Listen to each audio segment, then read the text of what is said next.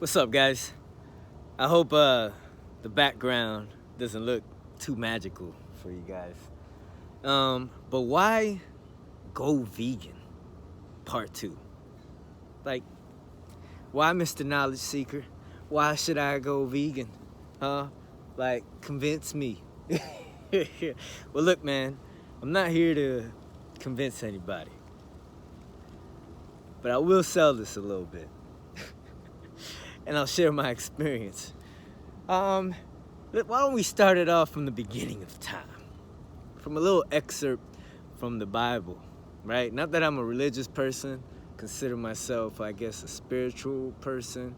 But whatever the case, I believe a lot of religions hold a lot of truth, a lot of wisdom.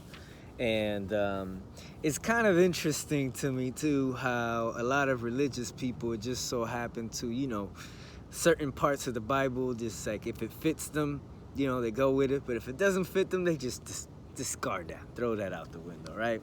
So I want to go back to Genesis 1.29 or 120, chapter 129 Hebrew. I don't know how they say these things.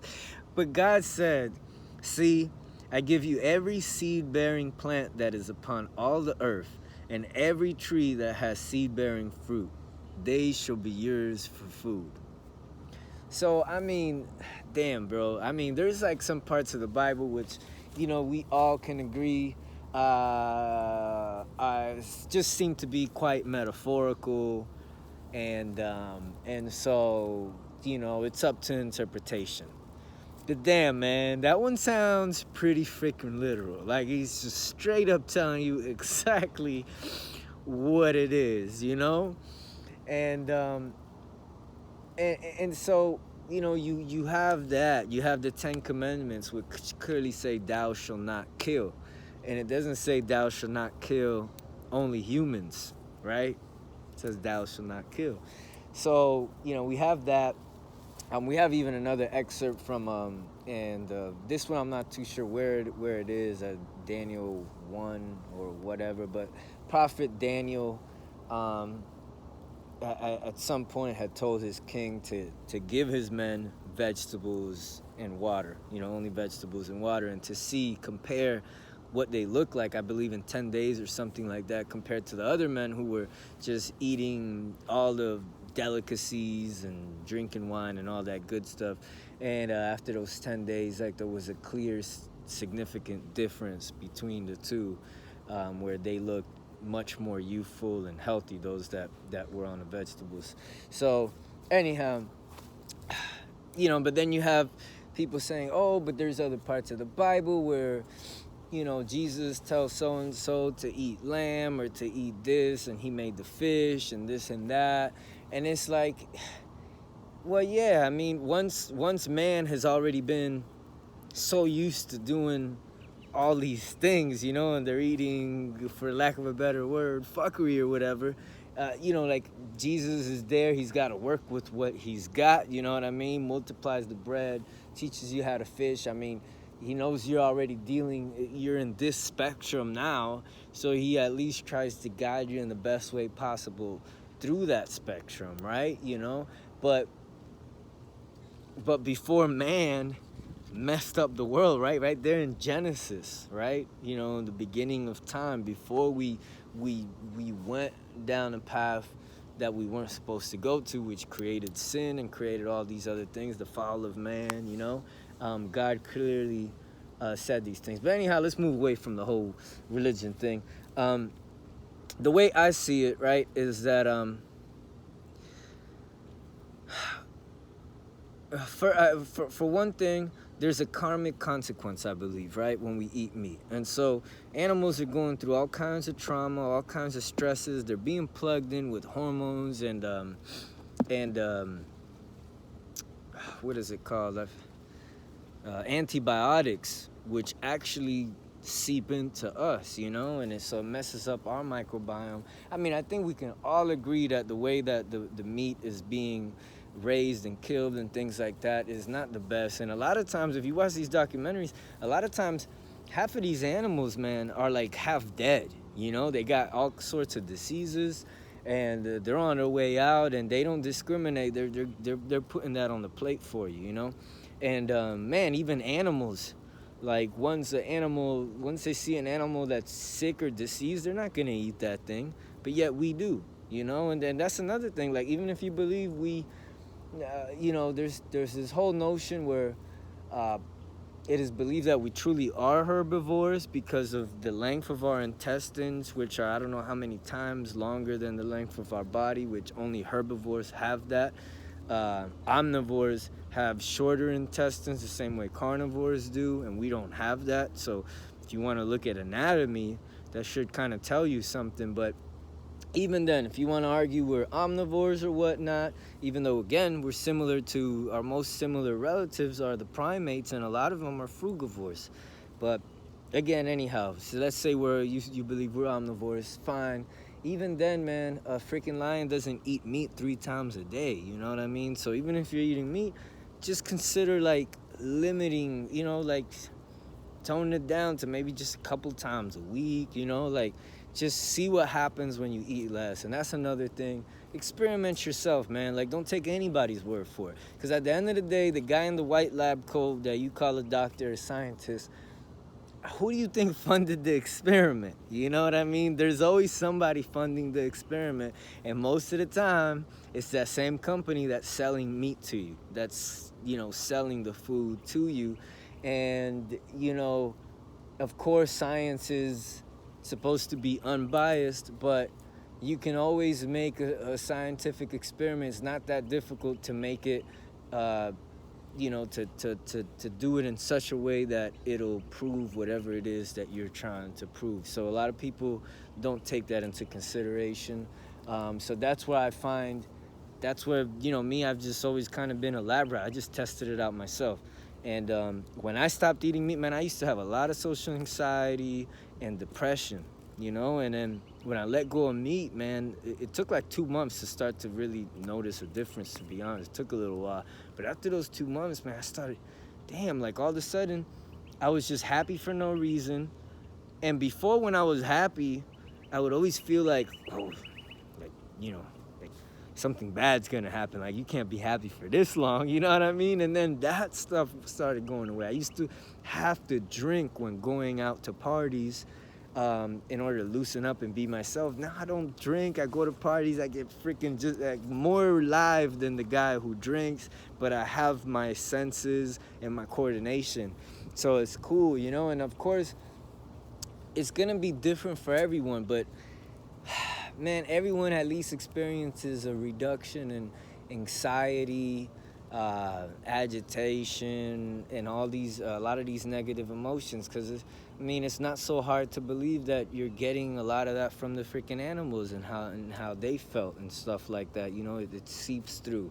So there is that, first of all. Second of all, you know, I've been an athlete all my life. I've boxed on and off for like 12 years now. And I noticed that when I let go of the meat, I could hit the bag for much longer and much more intensely. I could jog further distances, so my stamina increased significantly, especially when I did a juice fast. I did a 90-day juice fast, and I remember I was like on day 60, 70 or something like that, and I was playing a full court basketball game. I don't play basketball very often, but I just remember I'm not that good offensively, you know, so like I take pride in my defense, you know, and like stealing the ball and things like that and being like, you know, up on the guy and putting the pressure. But man, I was just astonished at how I was running nonstop back and forth, full court, you know, like I never stopped. I kept running like full speed, intense, and I didn't get winded once. It got to the point where I was even kind of scared, like this is not even normal. You know, like a part of me got a little bit alarmed, like I know this is not normal, like, you know, like this is just, you know, it kind of took me off guard. But anyhow, you'll experience more stamina, greater blood flow. It's crazy, and And it's funny because people see these benefits, but they still somehow deny it. Like my friends know that a change occurred in me, that I'm a happier person, my mood went up. But when you tell them that it's just that, like you're just eating more fruits and vegetables and you stopped eating meat, they just don't believe it could be that simple. But the truth is that when you have a healthier body,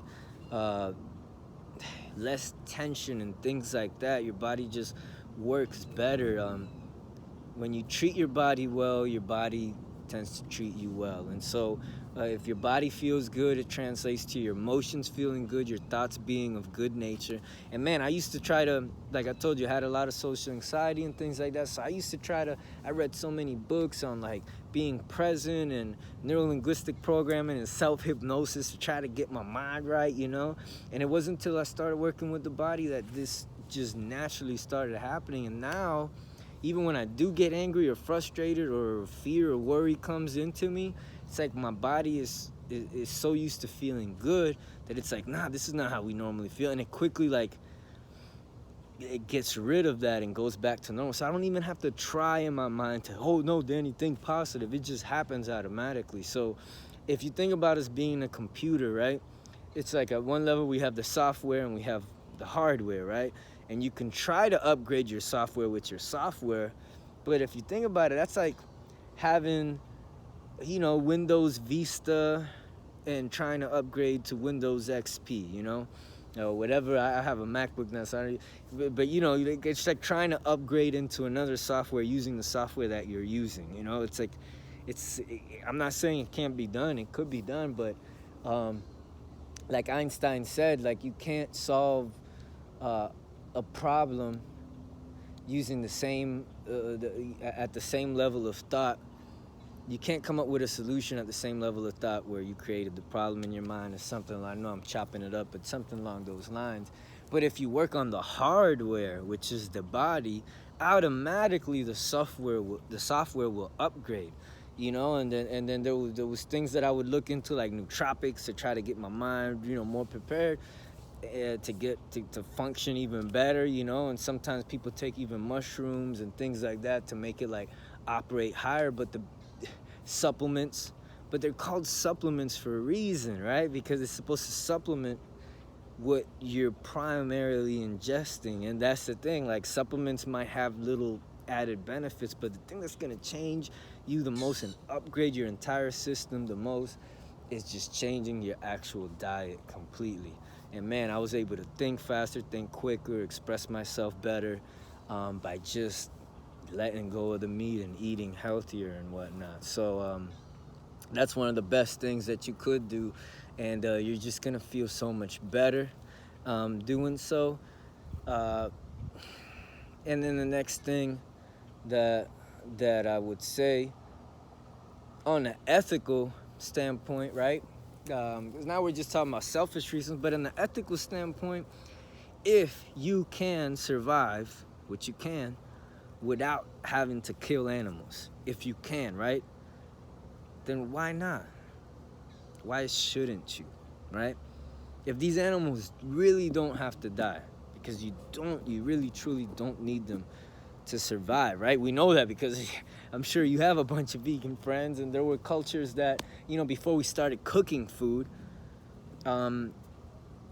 we were vegan, we were eating plants and mainly plants and things like that. So we know that you can survive without the meat. So why shouldn't you? I mean, shouldn't we be able to kind of evolve or take a sense of some type of responsibility or whatnot to prevent unnecessary suffering, And then that's another thing when you think about like cooking food, right? Like fire destroys, and fire just gave us the ability to eat things which perhaps we weren't meant to eat in the first place. But now that we could cook it, now we can eat it, but that may not necessarily be a good thing.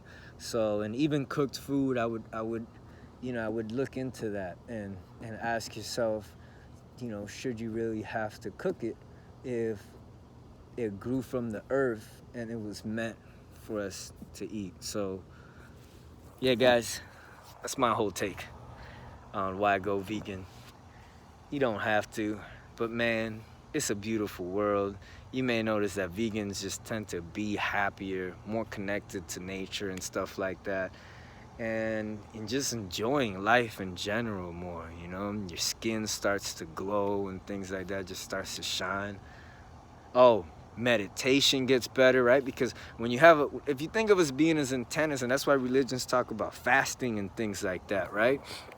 But the cleaner the vessel, the emptier the vessel, the clearer the connection, right? To the higher source, whatever you believe it may be. So, but it just makes you more, it helps you become more present as well, more relaxed, more passive in nature. And they have done studies where even primates in areas where they actually ate meat showed more symptoms, showed more signs of aggression than the primates that actually just ate plants. So that's another thing, makes you more peaceful in nature. More serene, you know, more present. So these things, having a cleaner diet, you'll find that your meditation improves, your yoga, whatever practice you have of presence improves. I do breathing exercise, and I noticed my freaking breathing got so much better. I could inhale much deeper, hold my breath for longer. So all of these things came about from just doing that. Your body will just operate at a more optimal level, and the body operating at an optimal level translates to the mind also operating at a more optimal level. So I believe that about covers everything, y'all. One love. One love.